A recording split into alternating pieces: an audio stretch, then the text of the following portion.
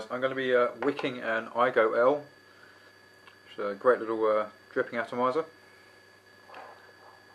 And for this I'm going to be using 2mm silica wick cut at 8 cm, 0.2 nichrome wire, again 8 cm or thereabouts. And other tools you're going to be needing: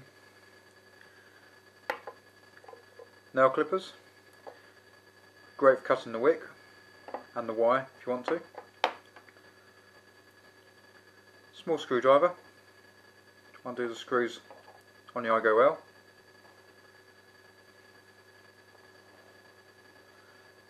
I'm going to be using a blunt syringe needle.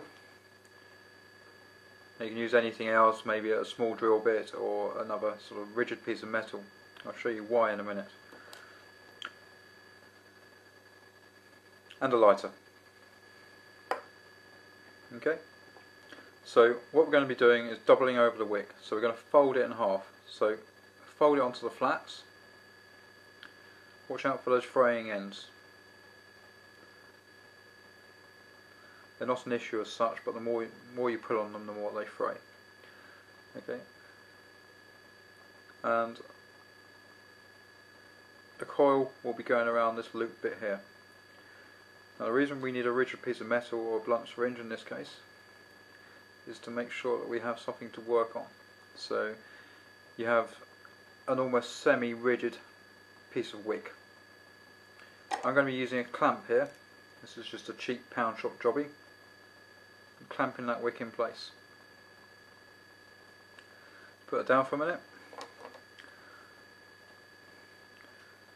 Next thing to do is take your lighter and run it along the wire. It'll just get red. What we're doing here is annealing the wire. Okay. The key advantage of doing this is, well, two things straight away that come to mind are that it becomes more rigid. So when you wrap it up as a coil, it kind of stays in place to a certain extent.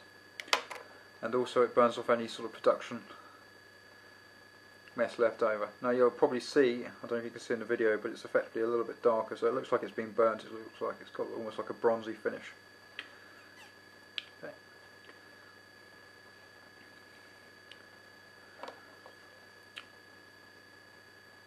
So take your wick,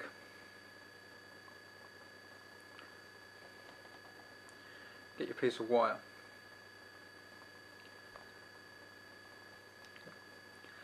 Now, at the looped over part, you want the wire to be underneath. It doesn't really matter, but I just find it easier this way. And then wrap it around the wick a few times. Now you might find it's a little bit, spacing is a little bit too big to start with. You can always sort of take it back, reset it, or you can probably look to tighten it up a little bit later. You want to go around about 7 times. You see how I'm doing so far? It's quite spacious, so what I'm going to do, rather than getting all the way to the end, is put them a little bit closer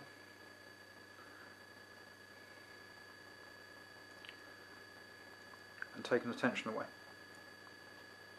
And take it around about 7 times, as I say.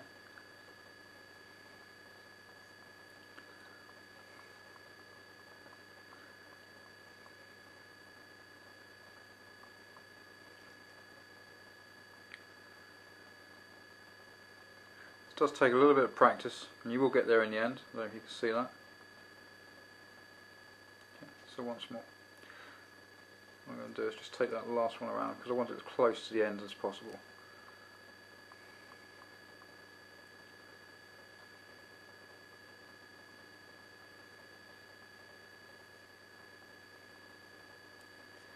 If you need to, you can always, you see it's quite far from the end still, you can always just kind of shimmy it across. What you need to make sure is before you put it on that each coil does not touch the one adjacent to it.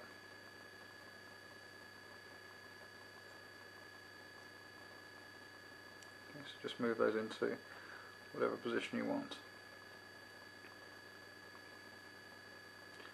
try and get it as close to the edge as possible, obviously you don't want it sort of hanging off the edge. Okay. And just go through and check your coils and make sure none of them overlap. If they do overlap, what you effectively do is create a short, which means your resistance will change and you will not be burning as you expect it to be. So how does that look? It doesn't look too bad. Okay. If you can try and get them as evenly as possible, they kind of allow for an even burn. Okay, so you'll appreciate when you do this why you use a rigid piece of metal, because without it just wouldn't be possible. So there we go. We have 7 wraps around. The piece of metal still in there, the clamp's still on there. What we can do now is remove the clamp, remove, in my case, a syringe, and it will keep shape. Okay, just put that down a minute. And you want to loosen off these 2 screws. They do come out quite far, but don't loosen them that far. You only need sort of like a mil, if that. Okay, so just take them out a little bit. So for that one.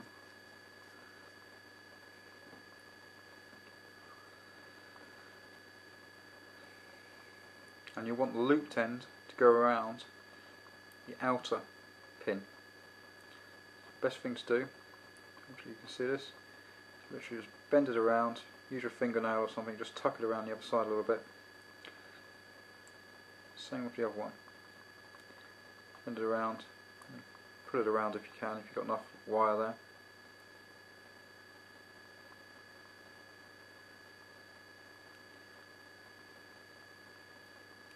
It may actually make sense to lock one of them down first before doing the second one. So let's tighten the outer one down in this case.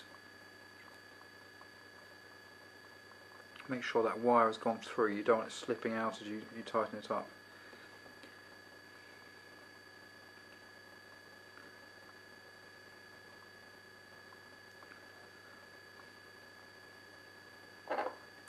Probably see there is a bit of excess wire coming back onto the coil, so what we're going to do is just sort of bend that out. I'm used to using part of the nail clippers for that. Bend it out, and in a minute we'll just cut it off.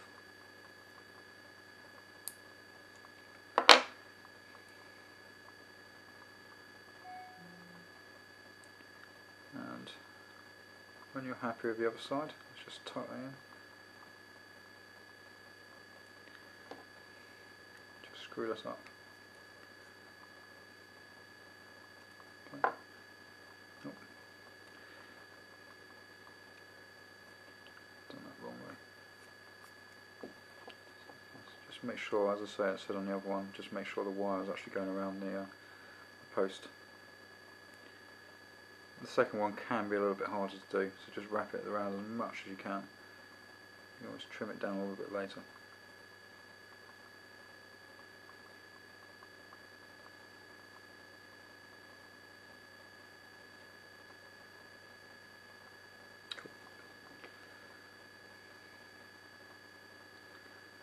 Any excess you have, just bend it out and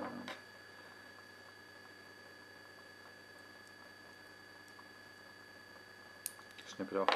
Okay, this is where a little bit of adjustment may be needed. If you have a look, maybe you can focus on this one. The coil's a little bit close to this post over this side, so I'm just going to pull them across a little bit. Just space them out just a tad. Again, just like coils, you don't want them touching each other, you also don't want them touching the post. You only want those end pieces to be touching the post. Because if any others are, then that will create a short.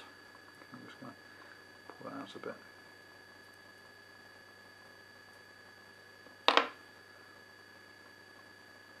Okay, so there we have our coil.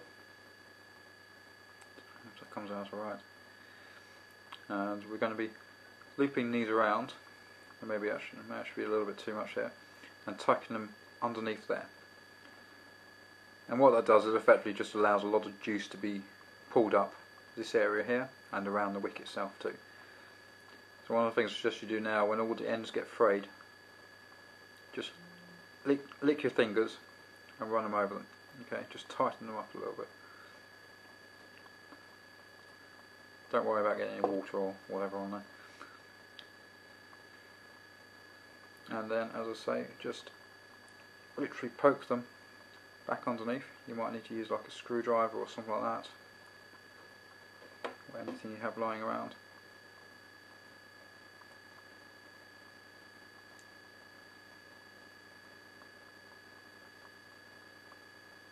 Okay.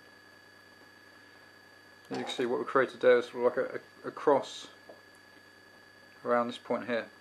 So the coil will heat what's here, but also this wick underneath will help to draw up any juice that's on the base. So as I say, just recheck those coils, make sure none are touching the posts or each other. Fingers crossed. Let's stick this onto a Vamo.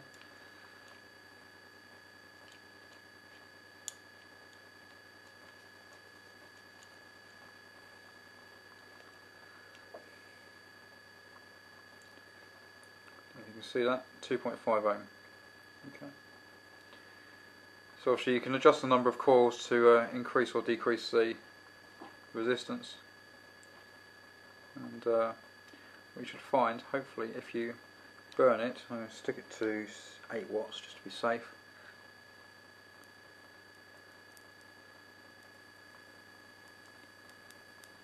Over a short period of time the coils will start to glow red, and we've got fairly even burn there. I'm just going to take it up to 9.5.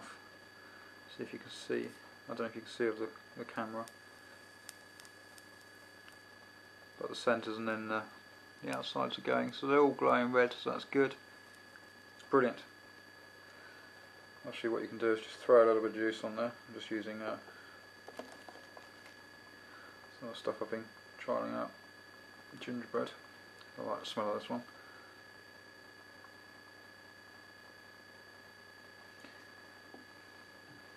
And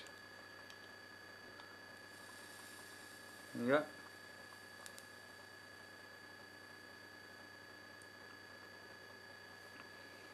Lovely smell. Okay, cool, that's it. I'll say what you can do is literally one advantage of this sort of wicking method. Really focus on it.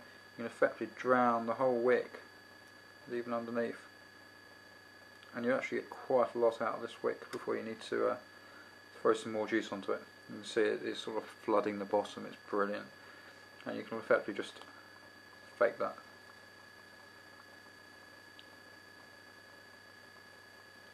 Or fake that. That's it. Bit of smoke. Alright, hope you enjoy. Hope it comes out alright, and bye bye.